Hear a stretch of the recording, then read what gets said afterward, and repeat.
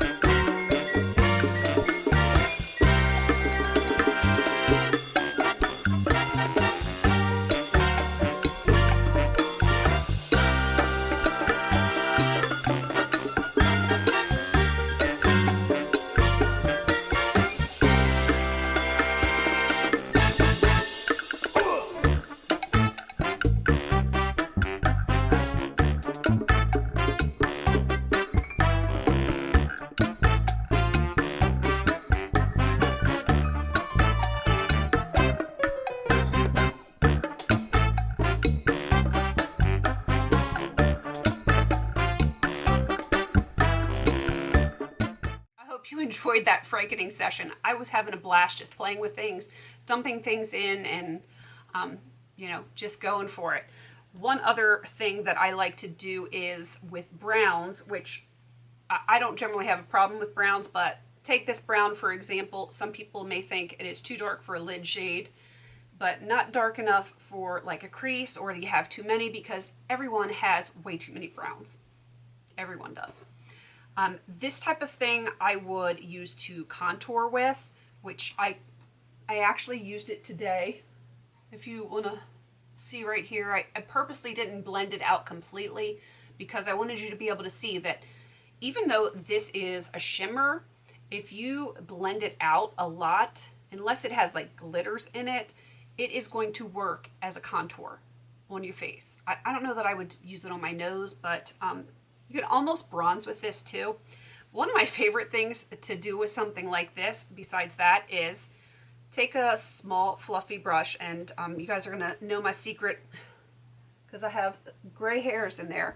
My natural hair color is the same color as my daughter's. Most of you guys have seen her running around in here. Who knows, she might even run in here. I actually have fairly light hair, like light brown hair. And then this is all dyed because I got some dye for review, and me and my infinite wisdom, I used it. I shouldn't have done it. But now that it's growing out and my roots are lighter, and I do have a little bit of gray in there, not a ton, but I do have some, I will take a brush like this, and let me get my mirror out because it will help me. I actually will go on areas where the roots are growing out, and I will touch up using like this little tiny brush and just put it over the grays or the roots or whatever you have.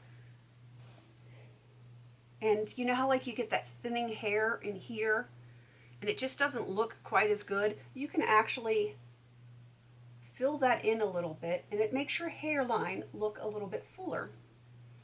It's not necessarily just for roots or growing out.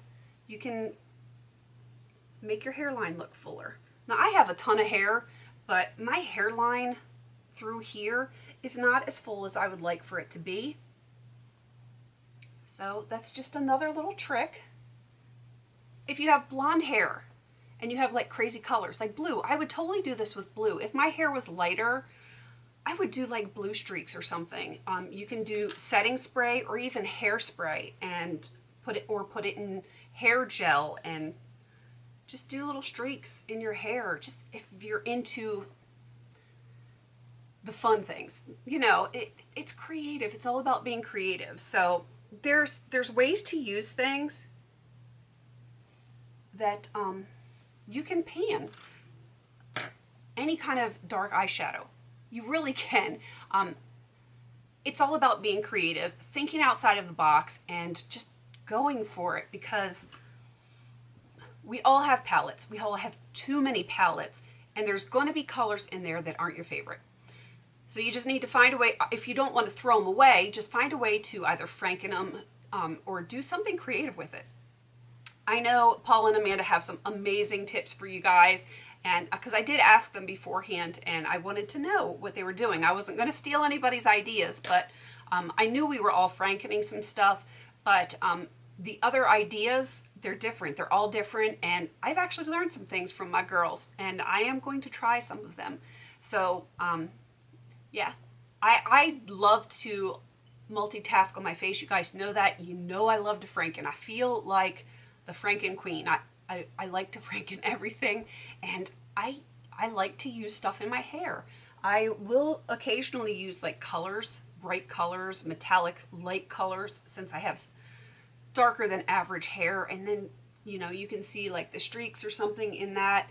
It's fun. It's a lot of fun. So get your creative on, and if you guys have ways that you like to multitask, very dark colors or hard to use colors, let us know down in the comments, because this is a community where we help each other and we learn from each other, and no judgment. If you use yours in a weird way, I'm all for it, because I want to know what it is. Maybe I want to use it that way too. So definitely leave your comments down below if you have a fun way to use any of your dark eyeshadows or hard to use eyeshadows. All right, I am going to wrap this up. I'm going to have Amanda and Paula listed down below in my description box. I'm also going to have their gorgeous and creative faces at the end of my video, so you can just click right on them and go straight to their channel. Please don't forget to like, comment, and subscribe. And until I see you in my next video, have a beautiful day.